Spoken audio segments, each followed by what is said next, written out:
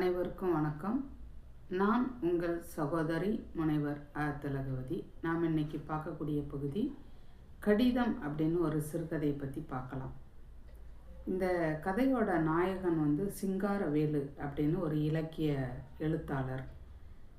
வாழ்க்கையில் லட்சியங்களை, சிக்கல்களை திறந்து காமிக்கக்கூடிய ஜன்னல்கள் தான் சிறுகதைகள். அப்படின்னா அந்த திறந்து காட்டக்கூடிய தன்மை உடையவர் யார் அப்படின்னா சிங்காரவேலு.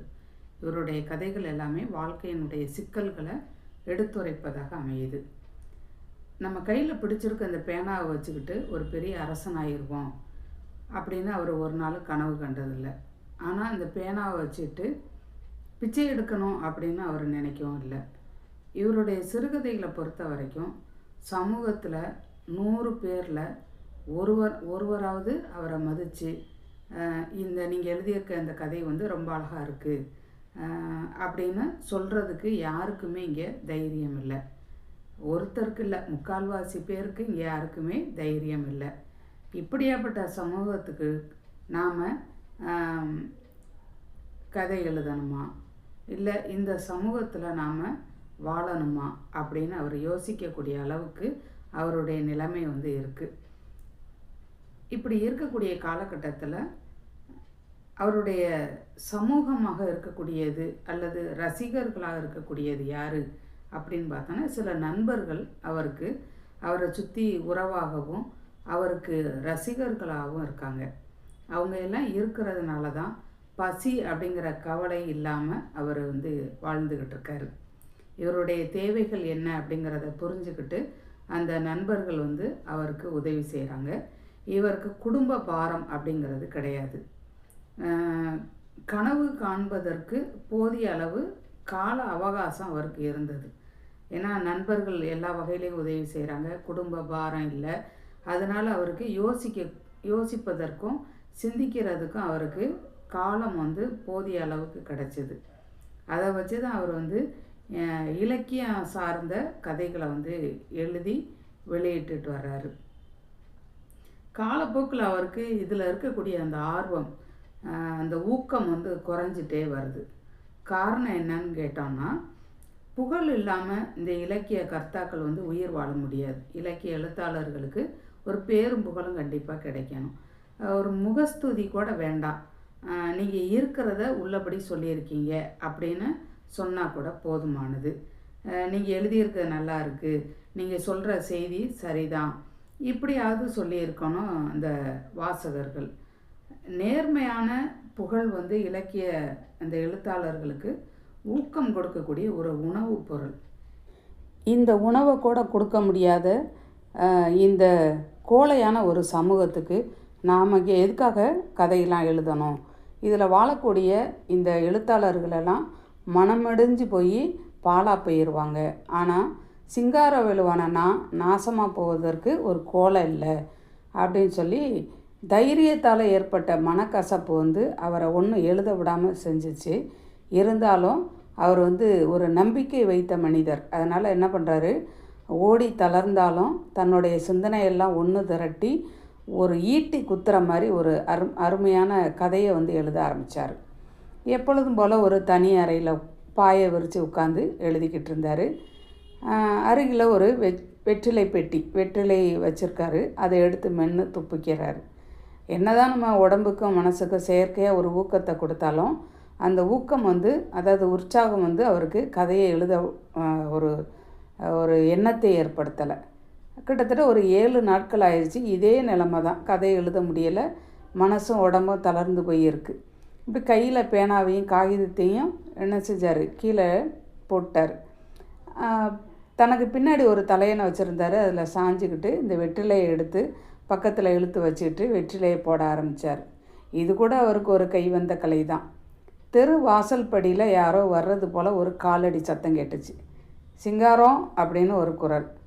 அப்போது இவர் வந்திருக்க நபர் யாருன்னு கண்டுபிடிச்சிக்கிட்டாரு. அவருடைய நண்பர் சுந்தரம். சுந்தரமா வா அப்படின்னு கூப்பிட்றாரு. உடனே பக்கத்தில் உட்கார்றாரு. உட்காந்துட்டு வெளியில் போகலாமா அப்படின்னு கேட்குறாரு சுந்தரம். மணி ஒரு 5 இருக்கும், வா வெளியில் போயிட்டு வரலாம் அப்படி சொல்லும்போது சிங்காரவேலு சொல்கிறாரு, இல்லை நீ முதல்ல வெற்றிலையை போடு அப்புறம் பார்த்துக்கலாம் அப்படின்னு சொல்கிறாரு. அப்போ சுந்தரம் கேட்குறாரு, ஆமாம் ஒரு கதை எழுதிட்டு இருந்தியே, அது என்னாச்சு, முடிச்சிட்டியா? ஆரம்பம் ரொம்ப ஜோராக இருந்தது, சீக்கிரம் எழுதி முடி அப்படின்னு சொன்னார். உடனே சிங்காரவேலு சொல்கிறாரு, ஆமாம் ஒரு வேலை இல்லை, எழுதி தூக்கி நிறுத்துகிற அளவுக்கு அதில் ஒன்றும் இல்லை. என்னடா ஒரு நல்ல கதையை ரசிக்கிறதுக்கு இங்கே ஒரு பயலும் இல்லை. சும்மா எழுதுனா என்னத்தை எழுதுறது? நான் எழுதுறதுன்னு சொல்கிறதுக்கெல்லாம் எழுதக்கூடிய பகுத்தறிவில்லாத குயில் இல்லை நான் எழுதுறது சரியாக இருக்குது இல்லை நல்லா இருக்குது அப்படின்னு சொல்கிறதுக்கு ஒரு 4 பேர் வேணும். ஆனால் நம்மளை சுற்றி ஒன்றுக்கும் இல்லாத கழுதைகள் தான் இருக்குது. இந்த கழுதைகளை வச்சுக்கிட்டு நாம் என்னத்தை எழுதுறது அப்படின்னு சொன்னார் சிங்காரம். உடனே சுந்தரம் சொல்கிறாரு, ஏன்பா ரசிக்கிறதுக்கு நாங்கள்லாம் இல்லையா அப்படின்னு சொன்னார். அப்போது சிங்காரவேலு சொல்கிறாரு, அது இல்லைப்பா, நீ ஏன் சிநேகிதேன், அதனால் உனக்கு என் மேலே அன்பு அதிகமாக இருக்கும். நான் என்னத்தை எழுதினாலும் அது உனக்கு நல்லா தான் தெரியும். ஆனால் 3வது மனுஷன் எவனாவது ஒருத்தன் என்னுடைய கதையை படிச்சுட்டு நல்லா இருக்குது அப்படின்னு எவனாவது ஒருத்தன் சொல்லியிருக்கானா பாரு, அது இருக்கட்டும்ப்பா, நான் கதை எழுதுறேனாவது எத்தனை பேருக்கு தெரியும் சொல்லு அப்படின்னு சொல்லிட்டு, சரி வா கதையாவது ஒன்றாவது அப்படின்னு எந்திரிச்சு வெளியில் போக தயாராகிட்டாங்க. 2 பேரும் மௌனமாக நடந்து போயிட்டுருக்காங்க. அவர் கையில் இருக்கக்கூடிய அந்த புகையிலையை வாயில் போட்டு 2 பேரும் பேசிக்கிட்டே போகிறாங்க.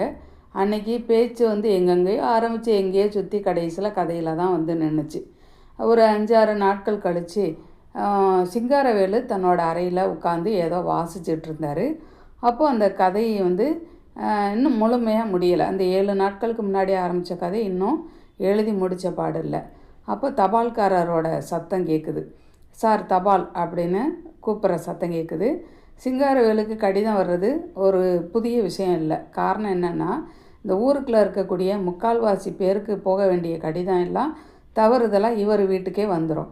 இவர் எடுத்துகிட்டு போயிட்டு சரியான முகவரியை தேடி சிரமப்பட்டு கொடுத்துட்டு வர்ற துணை தபால்காரர் வேலையை செய்ய வேண்டியதுதான் இவருடைய பெரிய பணியாக இருந்தது.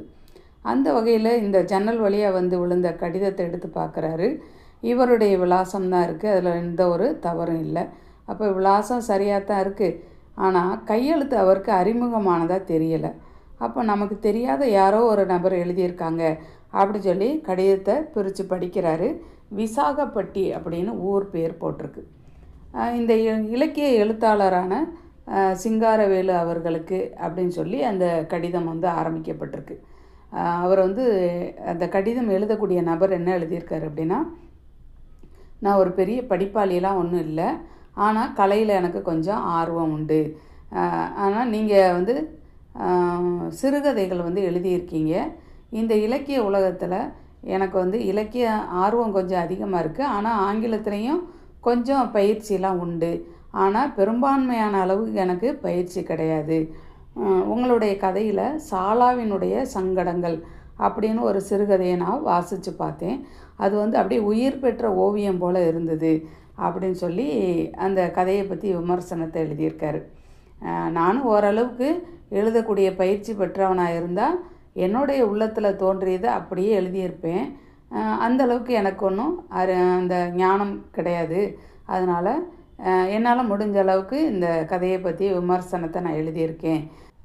நீங்கள் இன்னும் பல கற்பனையான கதைகளை இந்த உலகத்துக்கு கொண்டு வரணும், அதுக்கு கடவுள் உங்களுக்கு போதிய அளவு சக்தியை தரட்டும் அப்படின்னு சொல்லி எழுதி முடிச்சுட்டு இப்படிக்கு நாகப்பன் அப்படின்னு கையெழுத்து போட்டு இந்த கடிதம் அனுப்பப்பட்டிருக்கு. கடிதத்தை வாசித்து பார்த்த உடனே சிங்காரவேலுவுக்கு முகம்லாம் மலர்ச்சியாக இருக்குது. ரொம்ப சந்தோஷப்படுறாரு, உள்ளம் பூரிப்படைகிறாரு, குதூகலமாக இருக்கார். மறுபடி வாசித்து பார்க்குறாரு. இந்த கடிதம் அவருடைய ரொம்ப நாள் உள்ள தாகத்தை தீர்த்தது போல். அதாவது யாராவது நம்ம கதையை படிச்சுட்டு விமர்சனம் எழுதிட மாட்டாங்களா அப்படிங்கிற ஒரு ஏக்கம் இருந்தது இல்லையா, ஒரு தாகம் இருந்ததில்ல, அந்த தாகத்தை தீர்க்கக்கூடிய அளவுக்கு இந்த கடிதம் இருந்தது. அப்போ நினைக்கிறாரு, இந்த சமூகம் கொஞ்சம் நம்ம மேலே நம்பிக்கை வச்சுருக்கு அப்படின்னு சொல்லி மனசுக்குள்ளே நினைக்கிறாரு. இந்த சமூகம்னு ரொம்ப மோசமானது இல்லை அப்படின்னு அவருக்குள்ளேயே சொல்லிக்கிட்டு இந்த கடிதத்தை சுந்தரத்துக்கு காட்டணும் அப்படிங்கிற ஆசையும் இருந்தது. இருந்தாலும் அந்த கடிதம் எழுதிய நாகப்பனுக்கு ஒரு பதில் கடிதம் எழுதணும் அப்படின்னு மனசுக்குள்ளே முடிவு பண்ணுறாரு. முடிவு பண்ணிவிட்டு இந்த கடிதத்தில் அப்படி என்ன தான் இருக்குன்னு திரும்ப திரும்ப படித்து பார்க்குறார். அப்போ மனசுக்குள்ளே திடீர்னு ஒரு மாற்றம் ஒன்று நடக்குது. என்னென்னா, அந்த கடிதத்தில் எழுதப்பட்ட சில எழுத்துக்கள் வந்து அவருக்கு அறிமுகமான யாரோ ஒருத்தருடைய கையெழுத்து மாதிரி இருந்தது. அப்போ அவர் நினைக்கிறாரு, அட முட்டாளே, இது யாரோ நமக்கு தெரிஞ்ச பயல்களோட வேலை தான். இல்லைன்னா என்னுடைய விலாசம் வந்து விசாகப்பட்டியில் இருக்கக்கூடிய இந்த நாகப்பனுக்கு எப்படி தெரியும்? இவன் கடிதம் எழுதின இவன் யாரோ ஒருத்தன் நமக்கு தெரிஞ்ச நண்பர் தான். இவன் நம்மக்கிட்டேயே புழுகு முட்டையை அவுத்து விட்ருக்கானே, இவன் நம்மக்கிட்டேயே இந்த வேலையை காட்டணும். முட்டாள் இவன், ஒரு கோலை. தைரியம் இருந்துருச்சுன்னா அவன் என்ன பண்ணியிருக்கணும், உண்மையிலே என்னோட கதையை ரசிக்கக்கூடியவனாக இருந்தால் அதை படித்து ரசிச்சுட்டு பத்திரிக்கைக்கு பகிரங்கமாக விமர்சன கடிதம் எழுதியிருக்கணும். அதை விட்டுட்டு இந்த கோலை எனக்கே வந்து ஒரு கடிதத்தை எழுதி அனுப்பியிருக்கான். இது என்னுடைய சிநேகிதர்களில் யாருடைய வேலை தான் அப்படின்னு சொல்லிட்டு இவங்க வந்து எண்ணிலடங்காத முட்டாள்களில் இவனும் ஒருத்தனாக இருந்திருப்பான். இந்த சமூகத்தில் இவனும் ஒரு ஜந்து, அதாவது ஒரு மிருகம், ஒரு பூச்சி தானே. இந்த முட்டாள் கூட்டத்துக்கு போய் நம்ம கதை எழுதணுமா? அதை விட்டுட்டு நம்ம கசையால், அதாவது சாட்டையால் நம்மளை அடிச்சுக்கிட்டா ஒழிய இந்த தருத்திர கழுதைகளை வந்து நம்ம திருத்த முடியாது அப்படின்னு சொல்கிறாரு. இனிமேல் இந்த பயல்களோட சவகாசமே நமக்கு இருக்கக்கூடாது. இவங்களை விட்டு தொலைச்சாதான் நமக்கு பீடை ஒழியும். உண்மையான பற்றுதல் இருந்திருந்ததுன்னா அதை காமிக்கணுமே ஒழிய அதை இப்படி கோலத்தனமாக கடிதம் எழுதி காமிக்கக்கூடாது. என்ன இவன் முட்டாள் நினச்சானா அப்படின்னு மனசுக்குள்ளே என்ன செய்கிறாரு, வருத்தப்படுறாரு. அப்படி அந்த வருத்தத்துடைய வெளிப்பாடாக என்ன பண்ணுறாருன்னா, அந்த வீட்டில் ஒரு விளக்கு எரிஞ்சிக்கிட்டு இருந்தது இல்லையா, மண்ணெண்ணெய் விளக்கு, அந்த விளக்கினுடைய ஒளியில் இந்த கடிதத்தை கொண்டு போய் பிடிக்கிறார். அப்போது அந்த கடிதம் வந்து அந்த விளக்கினுடைய நெருப்பில் பட்டு பிடிச்சி எரியுது. கடிதம் முழுவதும் எரிஞ்சிருச்சு. அந்த விளக்கினுடைய கண்ணாடி முழுவதும் கரி பிடிச்சிருச்சு. விளக்கில் இருந்த எண்ணெயும் தீர்ந்து போய் அது சோர்ந்து மங்கி அதுவும் அணைஞ்சு போச்சு. இப்போ வெற்றிலை பெட்டி எடுக்கக்கூடிய சத்தம் கேட்குது. சிங்காரவேலு வந்து வெற்றிலை எடுத்து போட ஆரம்பிச்சிட்டாரு. விளக்கு அணைஞ்சு போச்சு. அவர் மனசில் இருக்கக்கூடிய அந்த புழுக்கம் இருக்கு இல்லையா, மனசில் இருக்கக்கூடிய அந்த வேதனை, அந்த நெருப்பு அதுவும் அவிழ்ந்து போச்சு, அதாவது அணைந்து போச்சு. அவருக்கு அன்றைக்கி இரவு ரொம்ப நேரம் தூக்கமே வரல. இப்படி ஒரு அசட்டுத்தனமான சமூகத்தை நாம் எப்படி தூக்கி நிப்பாட்டுறது, இதை எப்படி இந்த சமூகத்தை நம்ம திருத்துறது, இப்படி ஒரு கோழைத்தனமுடையவங்களை எப்படி நம்ம மனுஷனாக மாற்றுறது. ஒரு இருள்னு ஒன்று இருந்தால் தான் ஒளி பிறக்கும். ஆனால் அந்த ஒளி பிறக்கிற வரைக்கும் நாம் காத்திருக்கணும். எத்தனை காலம் காத்திருக்கிறதோ தெரியல. ஆனாலும் ஒளி வரும்போது நாம் இருக்கணுங்கிற அவசியம் இல்லை, நம்முடைய படைப்புகள் இருந்தால் போதும் அப்படின்னு சொல்வதாக இந்த கதை வந்து நிறைவு பெறுகிறது. மேலும் ஒரு நல்ல தகவலோடு உங்களை சந்திக்கிறேன். நன்றி, வணக்கம்.